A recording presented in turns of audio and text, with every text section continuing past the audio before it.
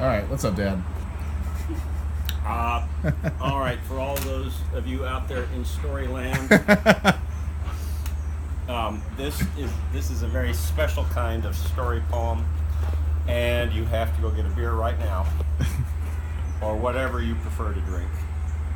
I'm actually kind of low on beer. We'll wait. Hold your thought. Right? Yep. Okay, now we're back. We're back. L'chaim Prost. Why do you say L'chaim? L'chaim to life. All right. All right, now, and I have to set this up. We're sitting on the sleeping porch. We have Sylvan Park type sounds in the background. Trucks working on the road, birds fighting it out over the bird feeders, etc. Birds battling it out for, for whatever they're battling it out for. Whatever Who knows? they're battling about. And the garden is growing, and I don't want to the suppose. grandchildren are at school doing what they need to do, and Andy is here, and I'm going to attempt to do what I used to do pretty routinely, and that is I'm going to tell the story of the big wave. This was 1966, and there I was in Alaska. And I was in Alaska because every summer I was supposed to make some money to help pay for school. So there I was working at a place called Port Hayden, which is way out on the end of the Alaska-Kenai Peninsula, the Aleutian Chain of Islands, Alaska, USA, Russia. Anyway, out on the very end, just before you got to the first island, was Port Hayden. Now you say to yourself, Port Hayden, that sounds like a fishing port, but it had been, I guess, somewhere 50 years or 100 years before. All it was at this point was a military outpost listening for ICBMs coming in from Russia, and which of course never came, thank goodness, and those of us who were catching salmon. My dad was the pilot. This is how this all came about. He was the pilot. And we had my brother and I had rigged the B-26 two-engine big airplane that he flew that was well suited for this kind of conditions, because there were no roads, there were no railroads, there were no ships much for this kind of thing. Everything was done by air. And he would land either on the beach in this refurbished military World War II aircraft that, of course, he knew how to fly, being an ex-Air Force pilot, military pilot, and or on there was a little landing strip in this particular place, and there was a bunkhouse, and there was a freezing room for the fish operation, which was really the only. Did you say a bunkhouse? Yeah. Okay. Which was really the only thing for fish to be kept in. Yeah, there. And people had fished for the salmon as they came up along the coast to get to their creeks and streams to mate for, I don't know, a while. And the company he and I were both working for had recently bought this thing and hired him, and they hired me. Anyway, long story short, I was the new guy. There was already a crew there. They needed one more guy. I was it. And as is customary, traditional, in such guy-type, young guy, 18, 19, 20-year-olds, I think the oldest of us was probably 23, except for the crew boss, who was, 45 or something, whatever he was. Anyway, is the new guy gets the worst possible job. And the worst possible job was, there was this net, 100 yards long or so, about that tall, that was strung out along, perpendicular to the beach. There's the beach. Bunkhouse is over here. So at low tide, you could see the whole thing, because it was very shallow beach, and the water would come in very quickly when the tide came in. You had to be very careful about that. But when it was out, there was this big piece of rebar, big around as my thumb, maybe a little bigger, probably 15 feet long, pounded down into the sand, so it stuck about that high, and the net was tied to that at one end, and then of course another piece of rebar at the other end. So the idea was that when the tide came in, way up to maybe the last 20 feet of it or so, most of it was underwater, but just barely. Water was very shallow. And the fish would come up along the big salmon, 25, 30, 35 pounds. These were big, they get salmon. I was going to say, they get much bigger than that. Big, yeah. And they would hit the net and get caught in the net. And then when the tide would go out, we would go out, pick these guys. Of course, in those days, imagine buff Steve, pre-Dr. Steve, young 19-year-old, I guess I was, much muscles, put fish. Like me? Is that what yeah, you're trying to describe? like Andy, yeah. At 35 or 34, whatever you are. Put the fish in the bucket. Right up the beach with 200 pounds of fish. I'm exaggerating. I don't know what it was. It was heavy though. Anyway. Well, if you do that enough, you get pretty buff. And I was been doing this for a while, but I was the guy on the end of the net. So the water at low tide was up to about here. And everybody else is strung up the net. And of course, everybody is way taller than I am. So that if they happen to be out at the end, the water would be here on them. And so if they wanted to get out, all they had to do was get their feet up above the water, and they could literally run up out on the beach. I couldn't do that. If I was going to get out, I had to against the water. And this is all setting up what actually happened on the fateful day of the big wave. So there we were, on the net at 2 o'clock in the morning. This is summertime. Low tide happened to be at 2 o'clock or whatever it was, 1 a.m., just after midnight as I recall.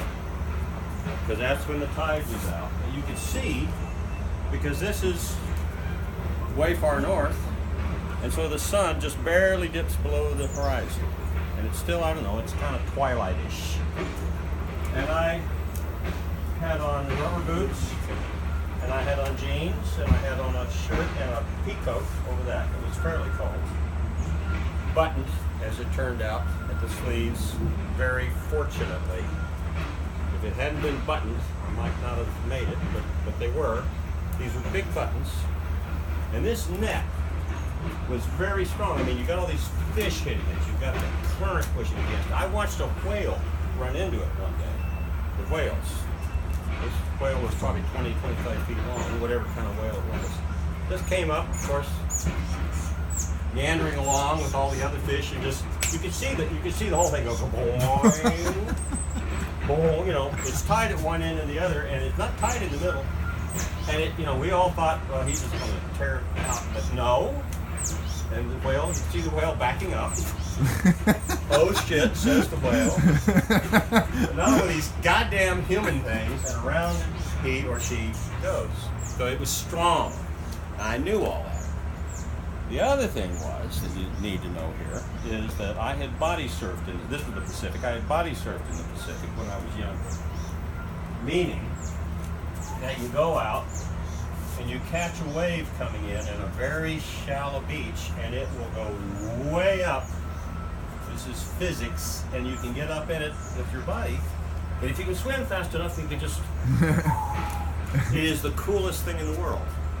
But if you don't catch it just right, what that wave will do, it'll take you down and smack you right into the boom, because it's only like 8 feet down, maybe only 5 feet down, maybe only 3 feet down, wherever you are.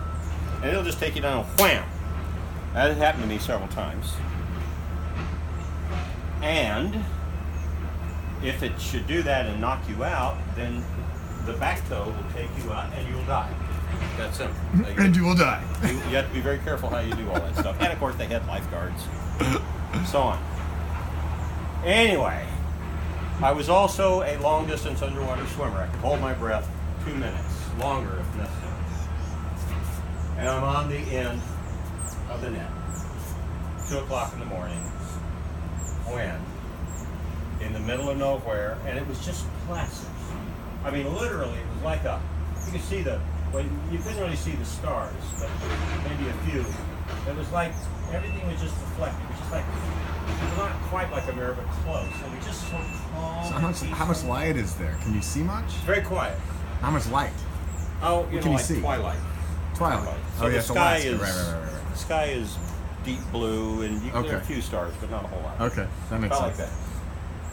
So you can see what you're doing. Right. And there's nothing out there. I mean, there are no airplanes other than when my dad came and went, so we could load the frozen salmon into the plane and take it back to market in Anchorage. There were no boats, there were no roads, there were no vehicles, there were no trains, nothing. It was actually quite wonderful. So anyway, I'm out there. I was probably singing to myself, who knows, fish in the bucket, fish in the bucket, when all of a sudden I heard a train. Now, back in those days, I grew up in the South, more or less, right, and in Europe, and there were lots of trains around. So I knew what a train sounded like. I'd heard them many times. I didn't pay much attention to this train. I was concentrating on doing it. It's kind of hard to get them out of there. It's not easy. You don't want to. I had my buck knife in my boot, which also turned out to be fortuitous. You don't want to cut the net, obviously. So you're working it. They get pretty tangled. You're working them out, getting them in the bucket. They're dead, by the way. I heard this train, and so I didn't pay much attention. Oh, maybe thunder. It's a clear night. There are no clouds. There's no wind. Thunder. Train. So somewhere in there, my brain goes, wait a minute. Thunder. Train. So I stood up and I looked around, and I kind of, like you do, if you're used to being out in the natural world where dangerous things happen, you just do a 360, kind of slow-like. I've been trained to do this, and you look to see if you can see anything happening that might, be of concern. And the only thing I could see, here are the mountains over here. The only thing I could see, I thought, was this white line out at the horizon, right where sea met sky. And it was all kind of the same. It was a little bit hard to, and I'm like, was that there before?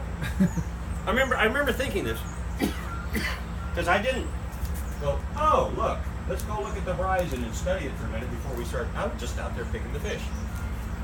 Whatever. So I go back to picking the fish. And my mind is saying, what is this? I'm thinking, what is this sound? It's getting louder. Train. Sounds like a train. So now I'm starting to get a little bit nervous. So I look again, and it is bigger. And it's getting bigger. And all of a sudden, I realized that I was looking at a humongous wave coming in.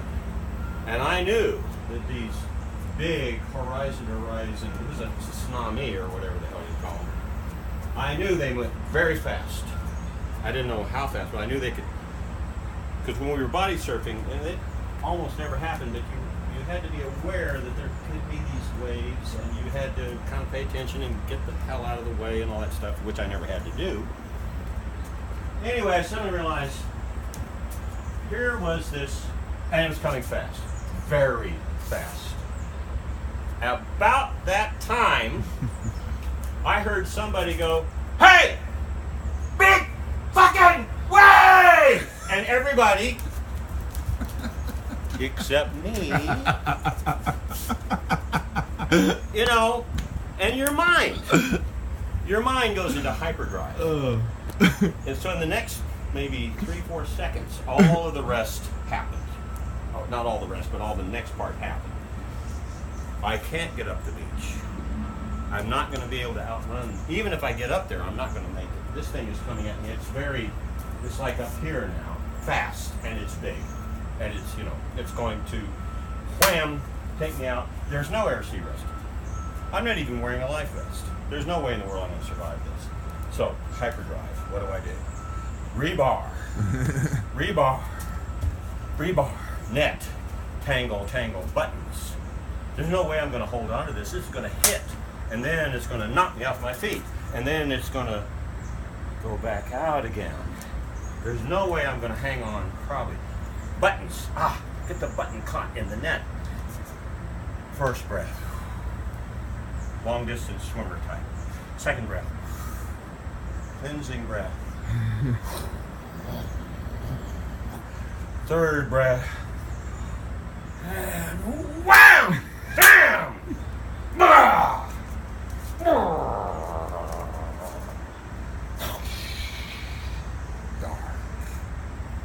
Darkness. And it slows down. Holding. My feet come back down. I feel around. I get back. I hold on again. Holding. I can feel it starting to go back out. And again, it pulls me off my feet. Thank God for the buttons. I'm hanging with my fingers, but my hands are getting tired, and my lungs are going air. If you've ever done this, your lungs start to take over the whole thing. It's pain, and it's going, you've got to, but you underwater, dark. Anyway, the wave goes out.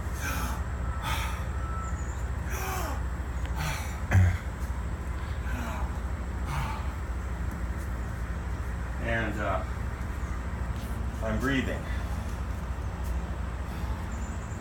Now I know that it can come back in again.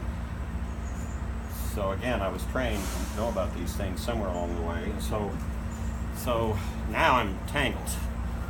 And I know it can come back in again. And I'm not going to waste time looking at it. I'll hear it if it's coming back. It won't come in that hard, but you can have a pulsing kind of thing. So I finally get my right hand free. This one's still caught. I get down and open the buck knife with my teeth, cut through the net, fold the back of my boot, and now there is water. It's not all gone. And I get up finally, clear the water, and I'm on the beach, and I'm walking up the beach, and I hear, "Hey! Hey! Steve! Hey, has anybody seen Steve?"